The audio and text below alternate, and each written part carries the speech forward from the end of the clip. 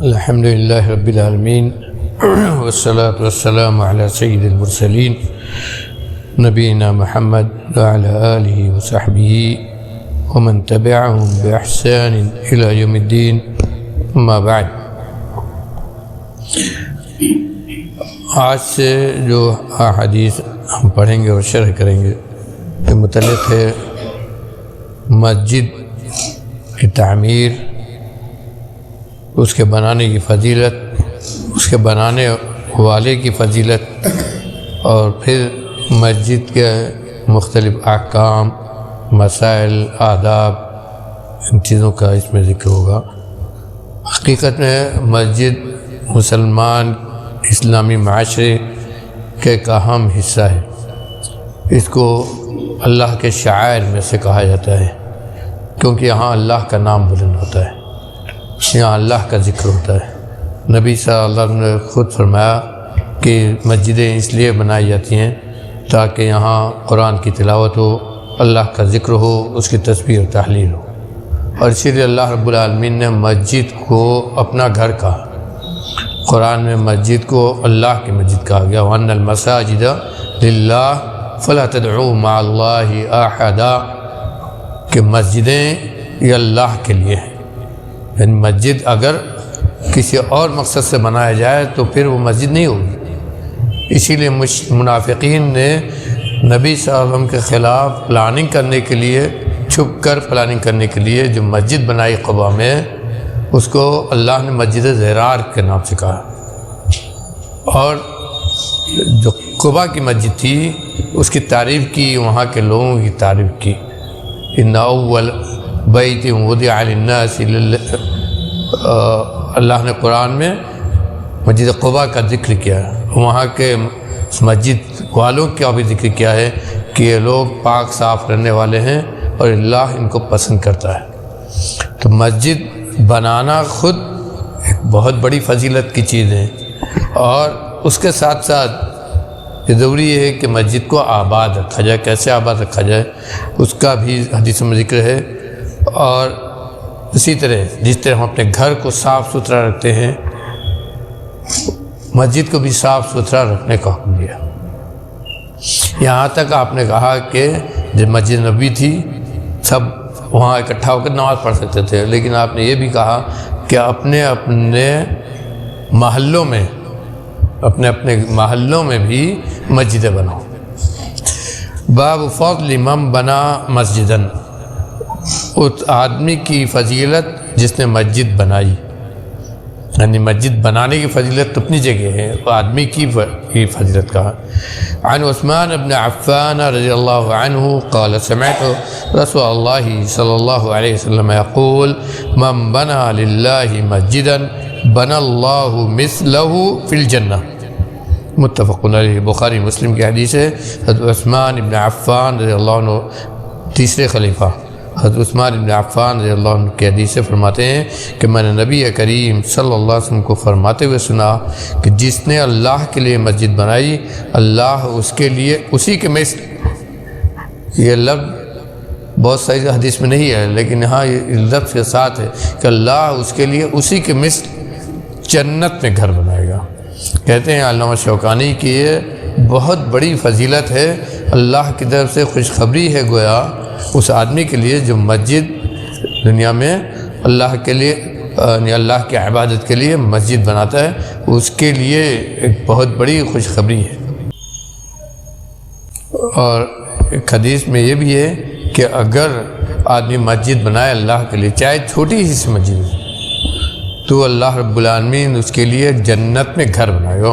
بنا اللہ لہ بیتا فی الجنہ، اس میں ہے کہ اللہ اس کے لیے اس کے عوض میں اس کے لیے گھر بنائے گا۔ اسی کے ساتھ ساتھ یہ بھی حکم دیا گیا کہ مسجد کی تعمیر میں فضول خرچی نہ کی جائے، بہت زیادہ اس کو مزخرف بنانے کے لیے، مزین بنانے پر خرچ نہ کیا جائے، بلکہ درمیانہ روی اختیار کی جائے۔ اسی لیے باب قائم کیا ہے، باب الاقتصادی فی بناء المسجد، مسجد بنانے میں میانہ روی اختیار کیا جائے۔ عن ابن عباس رضی اللہ عنہ قال قال رسول اللہ صلی اللہ علیہ وسلم ما امرت بتشييد المساجد قال ابن عباس لتزخرفنها كما زخرفت اليهود والنصارى. صحیح حدیث ہے، کہتے ہیں نبی کریم صلی اللہ علیہ وسلم فرمایا، حضرت عبداللہ بن عباس فرماتے ہیں کہ رسول اللہ صلی اللہ علیہ وسلم فرمایا کہ مجھے مسجد کو بہت مزین کرنے کا حکم نہیں دیا گیا، یعنی بنانے کا حکم دیا گیا ہے. مسجد میانہ روی اختیار کی جائے، جتنا مناسب ہے کم سے کم خرچ کر کے بنایا جائے، اور بہت مزخرف بہت مزین نہ بنایا جائے. عبداللہ بن عباس اس حدیث پر کہتے ہیں کہ عبادت گاہوں کو بہت زیادہ مزین کرنا یہ یہود و نصارہ کا کام ہے، اور اسی لیے آپ نے کہا کہ بہت مزین نہ بنایا جائے. کچھ لوگ کہتے ہیں اس سے مراد یہ بھی ہے کہ جتنی ضرورت ہے محلے میں، جتنے جیسی آبادی ہے اس کے حساب سے مسجد بنائی جائے، بہت بیجا لمبی چوڑی اونچی مسجد نہ بنائی جائے. التشیید رفع البناء و تطویلہ، کہتے ہیں کہ جو کہا ہے کہ بہت مزین، تو یہاں مراد یہ ہے کہ ضرورت کے مطابق بہت زیادہ لمبی بڑی اونچی کہا یہ نہ، اس طرح نہ کیا جائے، ایسی ہی بنائی جائے جتنی ضرورت ہو. علماء کے ہاں اس میں اختلاف ہے. بعد میں اموی دور میں بہت زیادہ مزین مسجدیں جب بنائی جانے لگی تو کچھ ایسے بھی سلف میں تھے جنہوں نے کہا کہ جب گھر ہم بہت مزین بنانے لگے، پہلے گھر مٹی کا ہوتا تھا، گھر جو ہے صحابہ کرام کا جو تھا وہ بہت معمولی ہوتا تھا، 2 منزل کا گھر نہیں ہوتا تھا، لیکن بعد میں گھر بھی بہت مزین بننے لگا، 2 منزل 3 منزل کا گھر بننے لگا، گھر پر خرچ کیا جانے لگا. تو جیسے معیار بڑھا گھر کا، تو اسی طرح سے مسجد کو بنانے کا بھی معیار بڑھنا چاہیے. اسی طرح گھر کو بھی، مسجد کو بھی کچھ مزین کرنا چاہیے، کیونکہ آدمی کے اپنے معیار عرف کے حساب سے ہوتی ہے. اگر ایک دم مٹی کی گھر مسجد ہو جیسے نبی صاحب کے زمانے میں تھی تو آدمی کو اچھا نہیں لگا، تو کہا کچھ لوگ کہتے ہیں سب اسی وقت سلف میں سے کچھ نے کہا کہ ضرورت کے مطابق مزین کرنے میں کوئی حرج نہیں ہے، لیکن بہت زیادہ مزین کیا جائے یہاں تک کہ آدمی اس میں فخر مباحت کرنے لگے کہ ہم نے اتنی بڑی مسجد بنا دی، اتنا ہم نے پیسہ لگا دیا، اتنا ہم نے مزخرف کر دیا. کہا یہ نہیں صحیح ہے. کیوں کہ حدیث یہ بنیاد ہے. عن انس رضی اللہ عنہ ان النبی صلی اللہ علیہ وسلم قال لا تقوم الساعة حتى يتباهى الناس في المساجد. اور کہتے ہیں وقال البخاری قال ابو سعید قال كان سقف المسجد من جريد النخل وامر عمر ببناء المساجد وقال اكن الناس من المطر واياك ان تحمر او تسفر فتفتن الناس. کہتے ہیں کہ نبی صلی اللہ علیہ وسلم فرمایا کہ قیامت نہیں قائم ہوگی یہاں تک کہ لوگ مسجدوں کو بنانے میں فخر مباحت کرنے لگیں گے. اس کا مطلب لوگوں نے یہ لکھا ہے کہ مسجد کا جو اصل مقصد ہے مسجد بنانے کا، اس کو آباد کرنا، وہاں نماز پڑھنا، وہاں کا خیال کرنا، یہ بہت کم ہو جائے گا. لوگ بنائیں گے صرف فخر مباحت میں کہ ہم نے جو ہے اتنی اونچی مسجد بنا دی، اتنی بڑی مسجد بنا دی، لیکن مسجد جو نمازیوں سے آباد ہونی چاہیے وہ آباد نہیں ہوگی. اصل بیان کرنے کا مطلب یہ ہے کہ جتنا یعنی قیامت کے قریب دین جاتا جائے گا، لوگ دین سے دور ہوتے جائیں گے، دکھاوا بڑھتا جائے گا. جس طرح عام زندگی میں دکھاوا بڑھتا جائے گا ویسے مسجد کے تعلق سے بھی. تو مسجد بنانے میں خوب فخر مباحت ہوگا، خوب زوردار ہم مسجد بنائیں، لیکن مسجد بنانے کا جو اصل مقصد ہے مسجد کو آباد کرنا، نماز پڑھنا، ذکر و اذکار کرنا، یہ کم ہو جائے گا. وہ مقصد جو مسجد کے بنانے کا وہ بہت کم ہو جائے گا یا ایک فوت ہو جائے گا. اور اسی لیے ذکر کرتے ہیں کہ ایسا نہیں کہ مسجد کو پختہ بنانے سے منع کیا گیا ہو. کہتے ہیں کہ اس میں سب کو معلوم ہے کہ نبی صلی اللہ علیہ وسلم کی جو مسجد تھی پہلے، اس کی چھت کھجور کے پتوں کی تھی، یعنی پکی بھی نہیں تھی. کھجور کے پتوں سے چھت کو ڈھک دیا گیا تھا صرف. لیکن اس کے بعد جب حضرت عمر کا زمانہ آیا تو تو انہوں نے مسجد میں توسیع کی، تو انہوں نے کہا کہ مسجد کی چھت کو پختہ کرو، اور اس کے بعد جب حضرت عثمان کا زمانہ آیا تو انہوں نے اور اس کو اور توسیع کی، اس کو اور زیادہ اچھی بنایا۔